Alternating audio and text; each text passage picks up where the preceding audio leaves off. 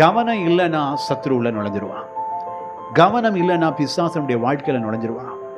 சத்ரு, வாலிபனே, தம்பி, தங்கச்சி, கவனம் இல்லைன்னா உன் பார்வையில் டக்குன்னு நுழைஞ்சிருவான். நீ கவனம் இல்லைன்னா யாரோ ஒரு மூலமாக உன் வாழ்க்கையில நுழைஞ்சிருவான். கவனமாயிரு.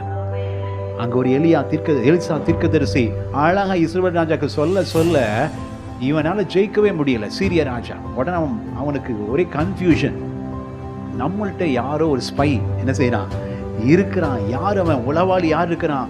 அப்பதான் அங்க இருக்கிறதான சீரிய ஊழியக்காரர்கள் என்ன மாதிரி ஊழியர்கள், அவனுடைய வேலையாட்கள் ஒருத்தன் சொல்லுகிறான், ராஜாவே நீர் பள்ளி அறையில, பள்ளி அறையில பெட்ரூம், சரிங்களா, பெட்ரூம்ல நீர் எதை பேசினாலும் அங்க ஒரு தீர்க்கதரிசி இருக்கிறார், அவர் பேர் எலிசா.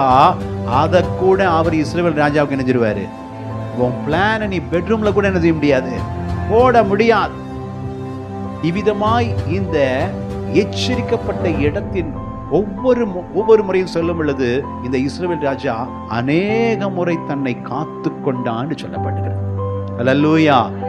சில காரியங்கள், சில இடங்கள் எச்சரிப்பானவைகள்.